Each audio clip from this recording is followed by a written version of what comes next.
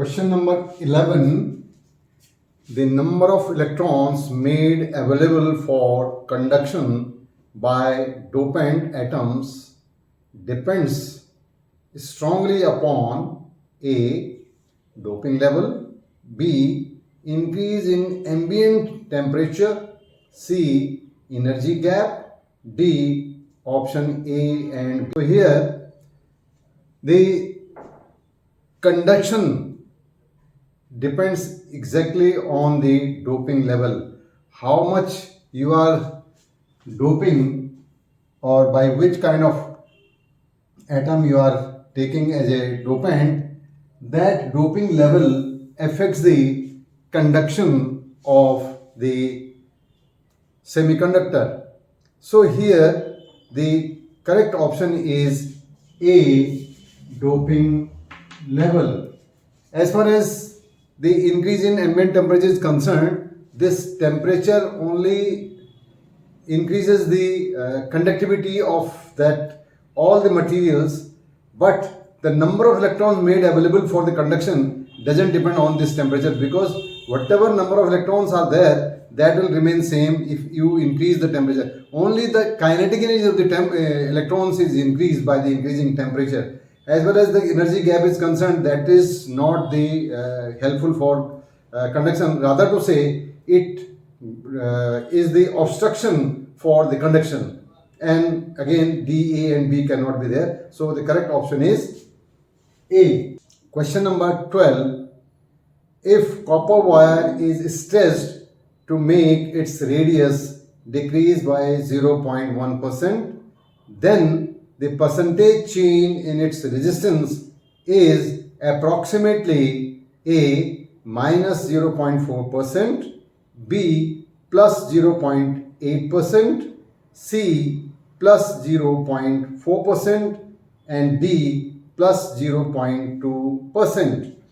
So here the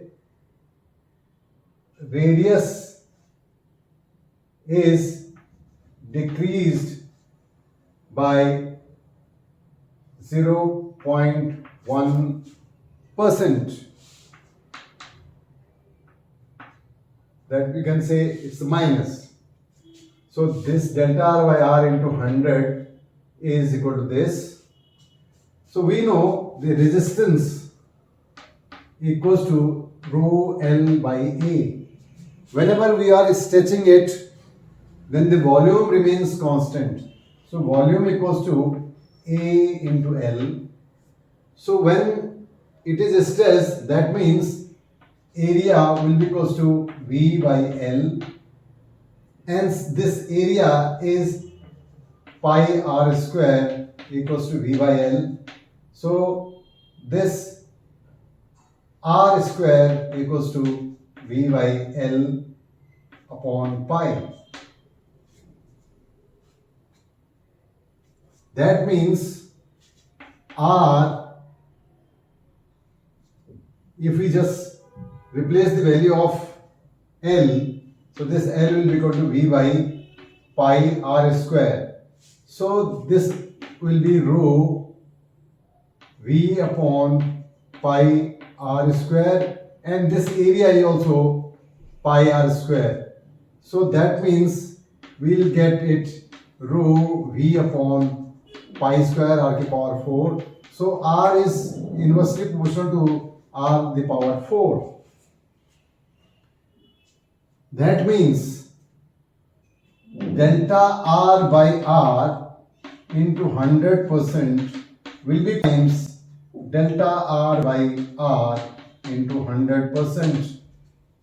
That means this will be equals to 4 into delta R by R into 100 is 0.1%, that is 0.4%. Since here the radius is decreasing, so area is also decreasing, so the resistance is inversely proportional to the area, so the resistance is going to increase. So here the delta R by R into 100% will be plus 0.4 0.4%. That means the resistance is going to increase by 0.4%. So the here correct option is C. Correct option is C plus 0.4%. The A option is minus 0.4%. That means the resistance is decreasing. Resistance is decreasing. So area is decreasing. That means resistance is to increase. So this cannot be there. Plus 0.8 is not correct.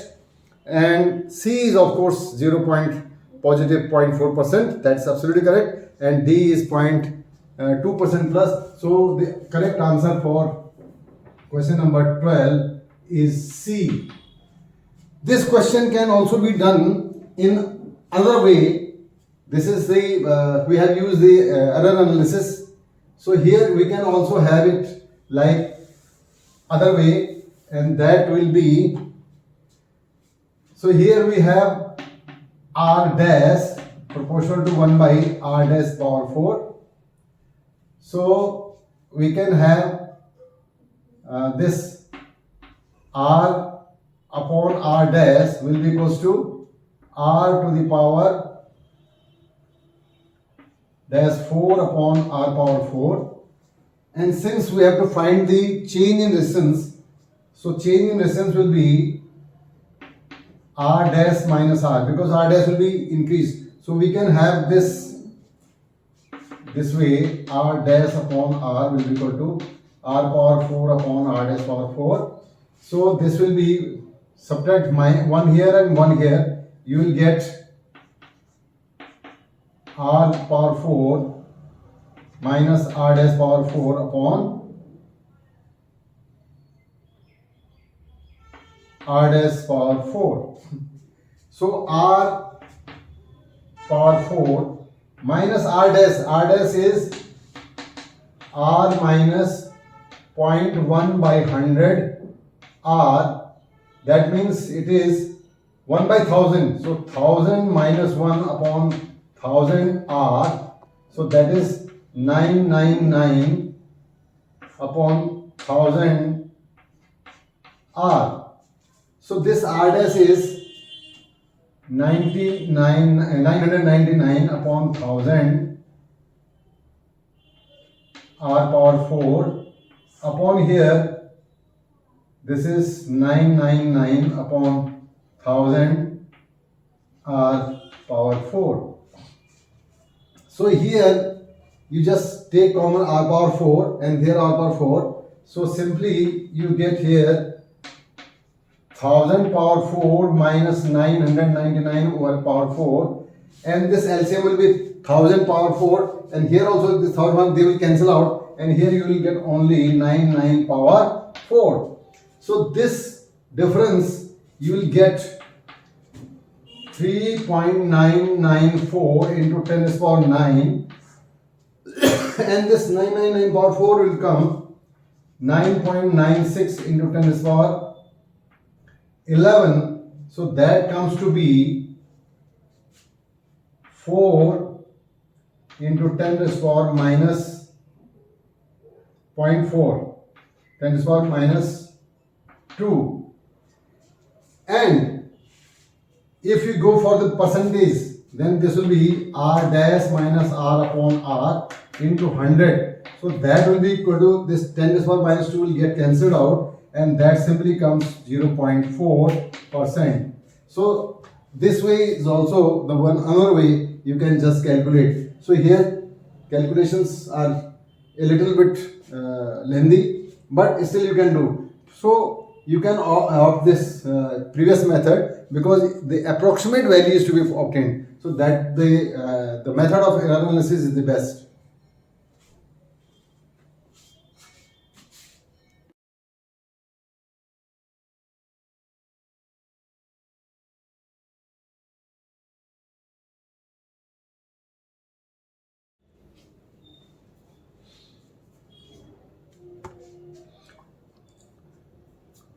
For question number 13 to 16, two statements are given, one labeled assertion A and the other labeled region R. Select the correct answers to these questions from the options as given below. A. if both assertion and reasons are true and the reason is correct explanation of the assertion. B, if both assertion and reasons are correct but reason is not the correct explanation of assertion.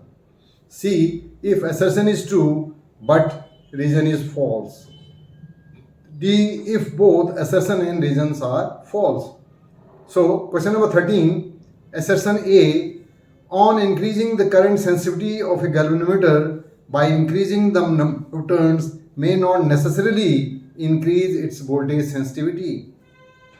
Reason, the resistance of the coil of galvanometer increases on increasing the number of turns. So here we know the current sensitivity Is equals to theta upon I, and the voltage sensitivity is theta upon V, that is equal to theta I into R. So we can have it Is upon R.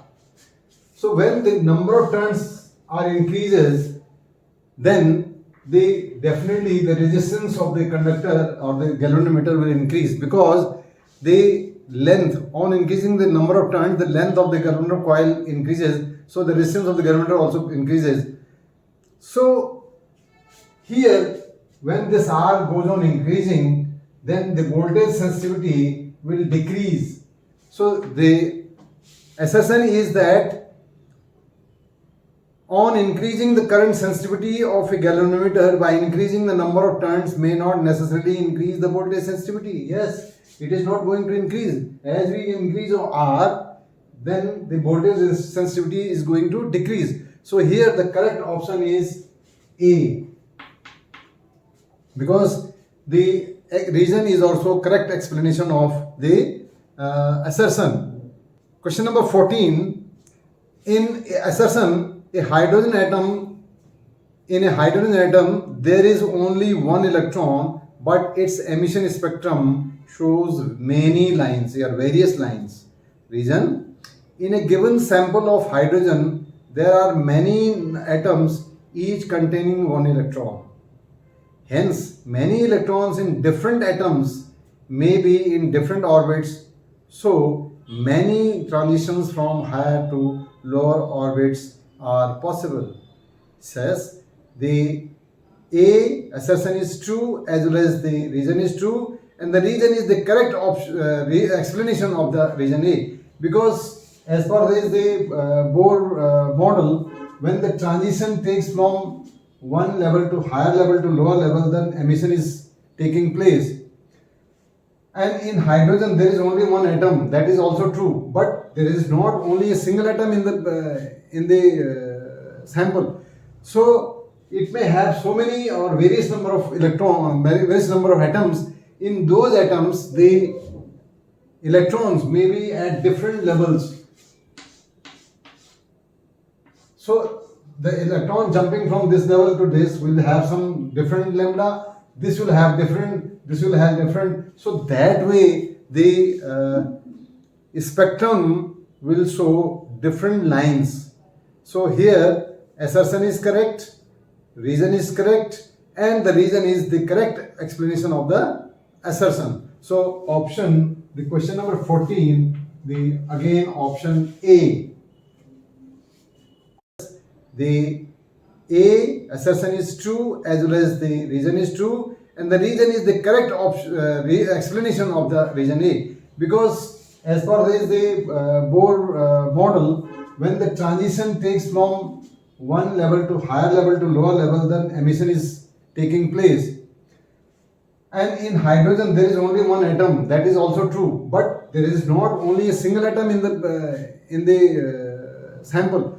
So it may have so many or various number of various number of atoms. In those atoms the electrons may be at different levels. So the electron jumping from this level to this will have some different lambda, this will have different, this will have different. So that way the spectrum will show different lines. So here assertion is correct, reason is correct, and the reason is the correct explanation of the assertion. So option, the question number 14, the again option A.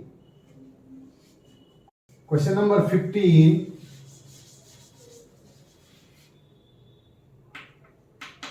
The assertion is nuclei having mass number about 60 are least stable.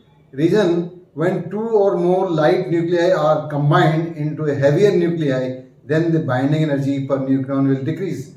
So here assertion A is false, as well as the reason is also false, because as far as the binding energy curve was concerned, so this goes like this. So this region is having the most stable, which is nearly 50 to 60. So the assertion nuclei having mass number 16 are least stable. So they are the most stable atoms or nuclei. And the second thing is, when lower energy, the two small nuclei combine, then and make a heavier nuclei, so their energy per nucleon will decrease. It is not like that. They become more stable, so their energy is increased. So here option D, both are false. Question number 16. Assertion A, the de Broglie wavelength of a freely falling body keeps decreasing with time. Reason: the momentum of freely falling body increases with time. So as far as assertion is concerned, it is absolutely true, and the reason is also momentum of the freely falling body decreases with time, increases with time, because when the body falls, then the velocity is given by root 2 gh. As the h1 increases, then velocity increases, so the momentum is mv, that also increases. That is also true, but whether it is the correct explanation or not, it is just C. De Broglie wavelength is given by h upon mv. So the de Broglie wavelength of freely falling body keeps decreasing with time, because as this momentum is increasing, so this lambda will also decrease. So when the time goes on, or it goes increasing, the time on increase of time, the velocity of the falling body increases, so the wavelength also decreases. So here, since the lambda is inversely proportional to the velocity or the momentum, you can say p, then as far as the region is concerned, the momentum is increasing with increase in time. So the momentum is increasing with time, so the lambda is decreasing with time. So assertion A is absolutely correct, reason is also correct, and the reason is the correct explanation of the assertion. So the option A, the assertion is true, reason is also true, and the reason is the correct explanation of assertion.